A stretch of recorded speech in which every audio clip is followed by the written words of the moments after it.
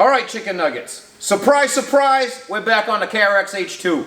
So this video is been a while since we put anything out, and obviously we have a lot going on here with the new shop and all the other projects, and we're starting to clear up where we can start getting videos out again. So obviously this is our 2020 KRX with the H2 motor swap. We're going to be doing a video today, mostly focusing on the interior because we are changing this over to a single seat, and we're going to be building some brackets and so on, and then we'll go over a couple ideas I have at the end, you know, with the actual H2 motor itself. But let's jump into this video. Alright guys, so like I said, we're going to jump into the interior of this machine. As you can see, we have a whole bunch of it stripped down and out of the machine as of right now. And we are going to start with the build-up of the brackets and so on, and moving the steering column over. Alright, so for a lot of you guys that have not seen what the actual machine looks like with the interior stripped out of it, this is what it looks like. And I cut the rear firewall out in the last video so we can get to the H2. And this is what everything looks like. I got some things mocked up in here. So, some things you might not be aware of. So there's your front drive shaft. That little piece of plastic, and it goes through the firewall. You can see our brake line right here. It has, around the gas tank, this steel support. So if the drive shaft was to break, so on, it won't go through your gas tank. So that's welded to the floor. Most of your frame is all round tube throughout the machine, except for when you get up here to the dashboard, it turns into square tube, and the square tube carries across, and it ties all into your basic brackets for your steering, and to hold your power steering and so on. So here is your power steering unit. It's a good size unit all the way across, and goes through the floor obviously and connects right there onto your rack and pinion. So everything is open and clear once you get into that area. Looking through the back window of our machine, you can see we have our steering column lined up in the middle. So we moved it over from the driver's side, which was about here, 12 inches over, and that's what's given us this center steering. So let's jump into that. Now this is from the passenger side. You can see how much room's in here once you remove your dash and your center console. From the passenger side, you can see how open this is. This is the area here, is completely covered with your gas tank, and your gas tank goes over that hoop, and it is on the other side as well a little bit. So this is just for all you guys that have never seen inside here. Your steel floor, your frame rails, and so on. To start off with, once I removed everything, there's two main rails that go across the front here for your dash panel. I cut both of those out, and I cut the brackets off the power steering. So this steering wheel and everything was over in this area, and then I came in and using 1-inch square tubing, I went straight across from frame rail to frame rail and added that in there so we can get brackets and an area to mount our steering column. Alright, so all the framework on this KRX, everything we're going to be doing along those lines, we're going to be using this Miller 255. So this is going to burn everything into that frame, nice and sturdy, strong, using 035 wire. And we're going to brace up everything, gusset everything, and just make sure that we have something stronger than stock when we're done. Alright, and for a lot of the brackets we're going to be making, a lot of the gusset plates and so on, everything out of bar stock or whatever it is, we're going to be cutting most of it on this Ironworker 65-ton press. If you guys don't have an ironworker or don't have knowledge of an ironworker, we can show you really quickly how easy it is to make a bracket. Alright, on an ironworker, for the guys that don't know, it's a 4-station unit. So right here we punch holes. That'll punch holes directly through steel and it'll be very clean. Right here we have, it's called a nibbler. It's a piece of steel that comes down and will take off things at small angles and small little pieces. It'll chop it right off. Across this area here, you could slide metal in, and it's a shear. It'll shear things off. And right above that, where the V is, that's for angle iron and round stock. You could slide the angle iron there and cut the angle iron and so on. So you can do 4 different things. And some of these ends over here and so on, you can swap out. You could put a small press brake in and so on. And we're going to show you guys right now how some of this works. So this is the nibbler. This section here presses down onto the plate, and it cuts whatever on that line. So we're going to make a quick little bracket right here for the steering column. You see I drew on here. This is my bracket. I want to cut that line there. I want to cut this line here, but before I cut this one, I want to V-notch this out so I have a little clearance. All you do is turn on the machine, step on the pedal, and whatever metal is on that line, that's what's simply going to cut it. So you don't need grinding discs and sawzalls or any of that. Let's turn it on and see what happens. You simply line up your line right where you want it to cut, and you simply step on the pedal. Make sure you don't get your fingers in there.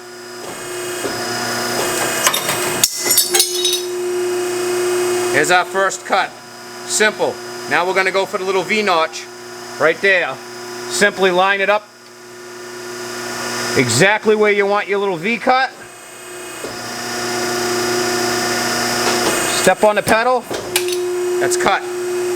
Now we have our V in there, and now all we got to do for our bracket is go to the last line and cut it on the back side.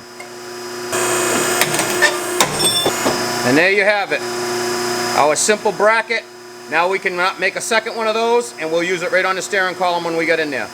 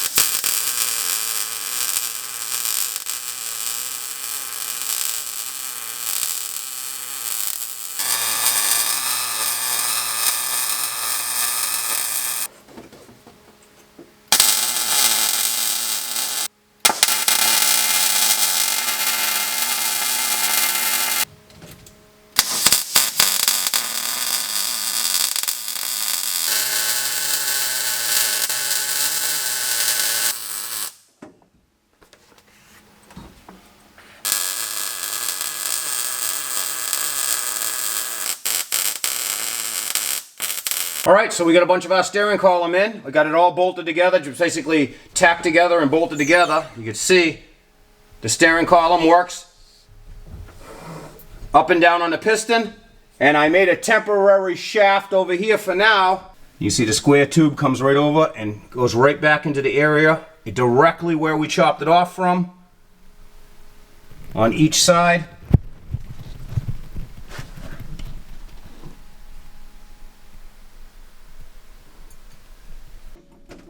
So we cut our bracket here that held the power steering unit off the factory, and we mated it and bonded it into our area here with our factory steering is now all hooked right back up. Alright guys, for the next step, once we got our steering column up, tacked into place, and basically we know it's going to work, we're going to come in here and we're going to work on the seat area. So here's your main frame rail coming up and a second frame rail coming up, and this is where your seat belts would attach at one point. There's an entire platform that goes over this factory, goes on top of your gas tank and goes over this, and that's what your seats bolt onto. We removed all of that. What we want to do with this KRX is, because obviously we're trying to make some kind of a race machine here, single seat, we want the lowest center of gravity. So what we're going to do is we're going to try to lower the seat as far as possible, along with, you know, you could tilt down the steering wheel to match it and whatever else. And then later on down the road, I think we're going to rebuild a new cage for this thing, you know, and lower the cage even more. This cage was low to begin with, but we probably want to lower it another 6 or 8 inches, which would be impossible to sit in it if you had a factory seats in this location. So I went ahead and I mocked up this angle iron right here, bracket, just to sit over it. Right here, barely touching it. This is our rear sway bar. I know it's probably hard to see, but so our rear sway bar. So the angle iron comes forward and just sits on top of that sway bar. This area down here lowered. Now, like I said, up here was the area we had our original seat belts. This area, which is about 3.5 inches lower, is where the base of our seat is going to sit. So we went ahead and we lowered this section wide enough for any side-by-side seat to work with whatever we're going to use. Right now I'm using something as a mock-up. So we came forward, and this is your round tube hump right here that goes over the drive shaft, and your center console would attach to it. What I did is I just added the 1-inch square tubing to match the dash, and then this whole upper section here was square tubing. So I'm trying to copy the machine as much as possible. I kind of want this to look like if the factory built it, not just some guy that made something crazy. I want to try to make it look like it was almost something a factory would have offered you in this 2020 KRX lineup.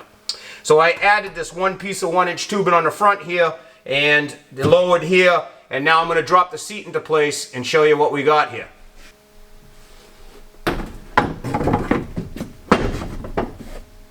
Alright, so this is a brand new Turbo S seat. I just happen to have a brand new Turbo S. I pulled this seat out. It is definitely more contouring and has more protection and side-to-side support than the KRX seat, which pretty much doesn't have much of anything.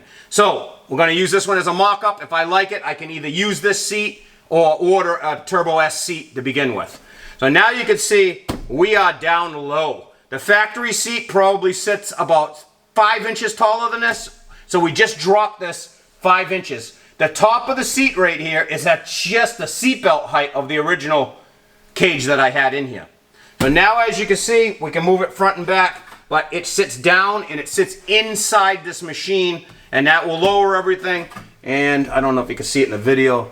Yeah, we can lower down our steering column to match the seat.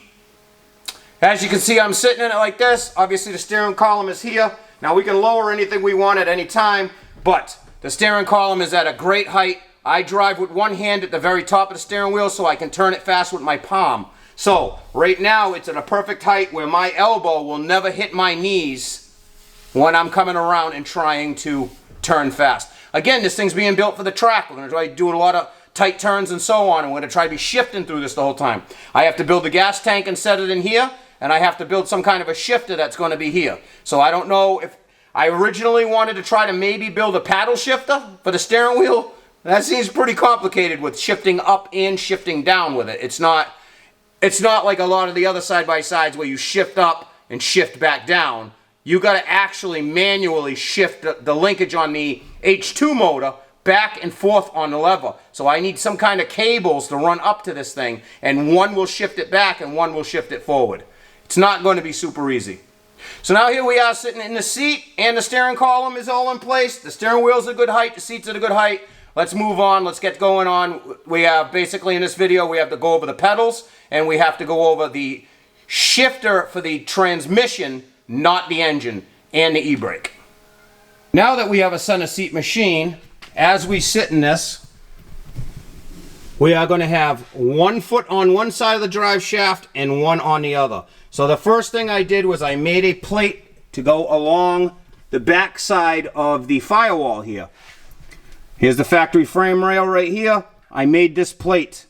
It bends down and it holds the KRX throttle pedal for now. So obviously, you can see that that works. It's all tacked into place. So we can just see what we're going to do with that.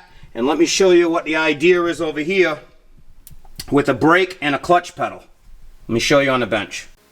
Okay, so obviously we're building a single-seater and we're building something with a clutch. So we need 3 pedals. We need a clutch pedal, a brake pedal, and a gas pedal. So we got to set this more or less up just like a car. So on the left-hand side, all the way to the left-hand, over that drive shaft, we'll have just the clutch pedal. And on the other side of the shaft, we'll have the brake and the gas right next to each other. So I had to come up with an idea. Obviously, we moved the gas pedal over. What are we going to do for a clutch and a brake pedal? So I took this thing and I'm looking at it. This is the factory brake pedal from the KRX. This goes to your switch. And this is your factory brake pedal. So I'm sitting here and I'm looking at it, and I see that it has this pin that goes through the center and holds your pedal on and is just held on with this cotter pin. That's all it is a pin. So I was looking at that and I'm like, well, I pulled it apart, I'm looking at it, I'm like, well, what if I stick something in a hole, like a piece of pipe or so on or so on? What I ended up with is this idea here. So, again, here is the factory clutch setup, the brake pedal, which is now the clutch setup. I simply pulled out that pin and I put a threaded round 5/8 shaft going through it. So once you slide the shaft through, see the shaft's all the way over to here, your pedal works exactly the same as it did before. So instead of that little short pin, now it has this basically long pin, which I'm assuming, because you can see I haven't done it yet, I could take this pedal apart and slide it down the shaft, and now I can have two pedals running on one shaft. Okay, so let's get this pedal apart, the washer off, and start sliding the pin out. But don't push it all the way out. Just get it so it's almost. And what I'm going to do is I am going to slide the original pin out with the new rod shaft, and hopefully this thing stays together. Let's see what happens here. Oh, this is easy.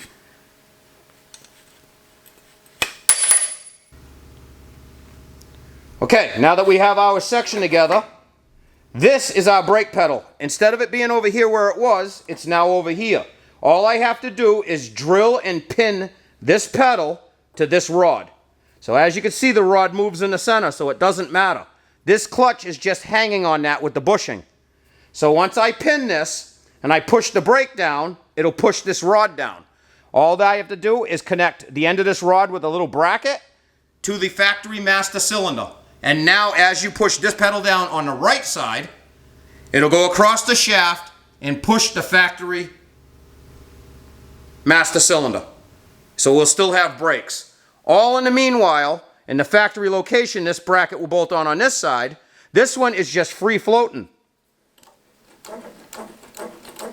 So when you turn this one, it doesn't move the rod. Now all I have to do is hook up a rod going to a master cylinder and run it back for the clutch. So now we can have the hydraulic clutch on the H2 motor working off of this pedal here, and we can have the brake on this side running the factory master cylinder on there. This bracket will bolt back up to the factory location, and all I have to do is make one tab on this side to mount this. And now the drive shaft will go right through the center section here, and your gas pedal will be here. So just like a car, you would have the three pedals next to each other because you're going to use 2 feet. You just have to do it on the other side of the hump here. So in here, looking at the floor, you could see this is our master cylinder for the brakes sticking out. This is the pad where the factory bracket bolts on. And if you look way over there, that's where we moved our pedal to. So we are going to be relocating the 2 brackets along the line here.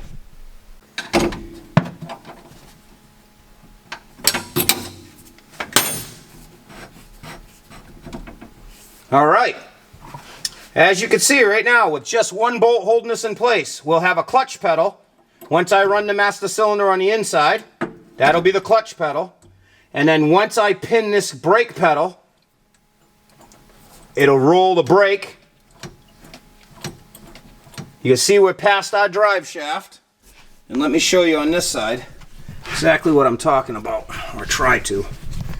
All right, and on this side, you can see right here, we have our master cylinder. This goes to our master cylinder. It pushes in for the brakes, and right above it is the rod that goes across to the brake pedal. So all I got to do is make a bracket, a pad, a tab, or something that, like my finger, would go from that brake pad onto the master. And as you push that pedal down over there in, it's going to twist that rod, and it's going to push the master cylinder in. Very simple setup, very reliable, nothing really to break. And as you sit here, right here like this, you see we have 1 clutch pedal, 1 brake pedal, and 1 gas pedal, along with the center seat, along with the center steering column. Not too bad. All right, for the last thing I said I wanted to do in this video is I want to do the shifter for the actual transmission, not for the motorcycle, and the e-brake. And then now that we have a center seat, which is sitting on a bench right here, we need to move everything over to one side. What I came up with is this. So, up a little bit closer now, you can see we have our square tube welded on top of the factory round tube. We have our brackets for our seat dropped down. Now I did a few samples. I have to remove this piece here. I had a few samples where I was making brackets to weld all this stuff on. And this is what I pretty much ended up coming up with. So, we have our factory e-brake cables coming around and into the front of the e-brake.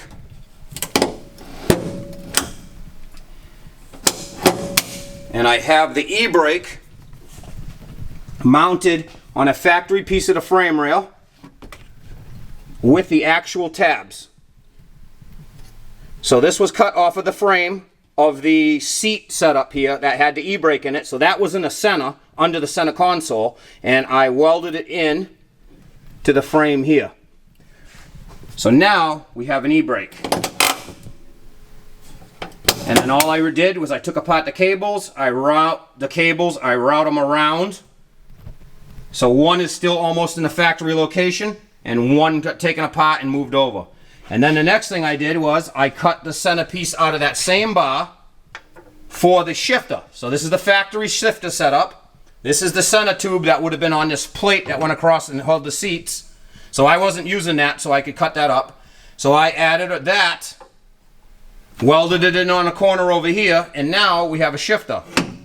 You see the shifting mechanism underneath. So it's all factory.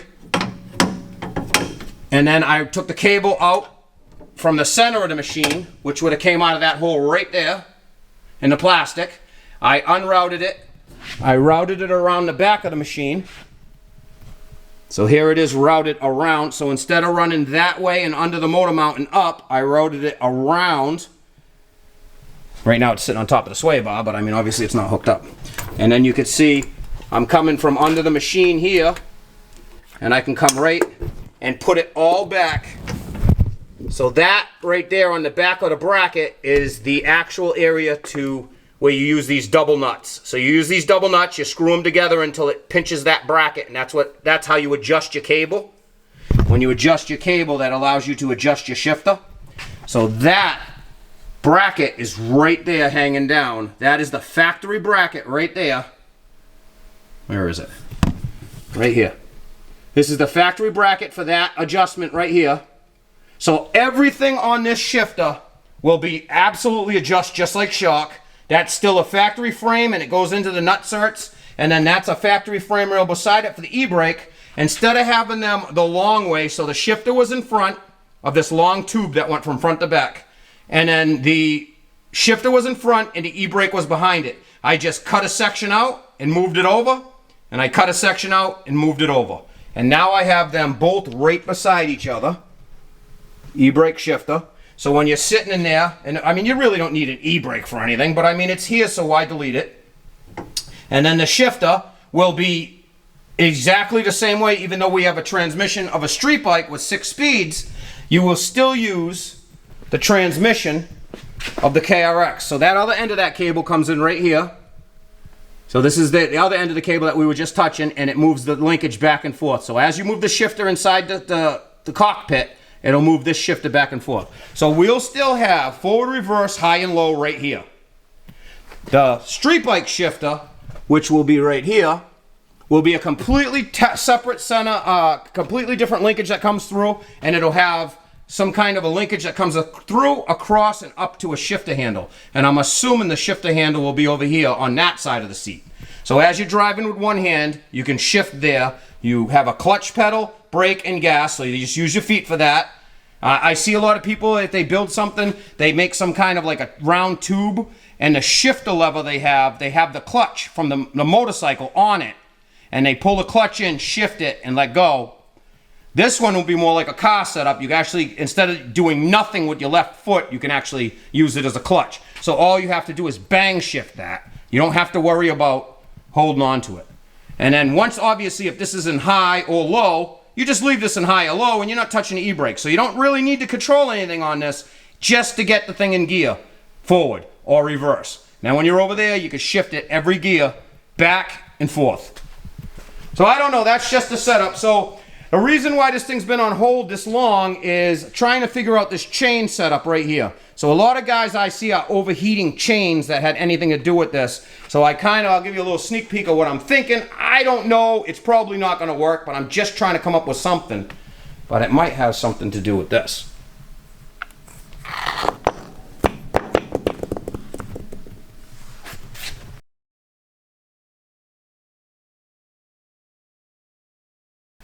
All right, guys, so while we're building that KRX, or in the process of while I was building that KRX, I kind of built this over here as well. So, this is also in the process. This is a brand new Turbo S I bought, and I'm making everything on this machine totally custom and out of square tube. So you want to see we're making all our own gussets, handles. I made the roof vent, and it is low. McNasty Customz. So it is in the process. I am building it. I created this wrap for it. I have square tube bumpers. Very different. Nobody's got anything like this. Guys, who wants to buy a 350X? The stuff out of my way. I'm getting too congested here. And I made square tube Nerf bars that wrap the machine. And then same with a rear bumper here. Guys, there's gonna be whole videos going on this. I'll show you all the way around everything that we did to it, customized it and so on. All the custom stuff we did for it, not customized it. All the custom stuff we made for it. So, guys, check us out. McNasty Customz. McNastyCustomz.com. DeWalt grinder. Yeah, and stay with us. Click on the video, watch the next video, like and subscribe, whatever. Share with your friends, whatever. But we are going to have more of this KRX videos coming up soon. We are working on a bunch of projects, and we are just trying to keep everything going, man. This cage is going to be for sale. This front bumper that wraps around the side here. And the Nerf bars are going to be for sale. So anybody, the cage, the roof, all the headlights, everything will come with it. So this is going to be for sale soon because we are, like I said, going to create a new cage for it. So if you guys are interested in that, let me know. Guys, thanks for watching.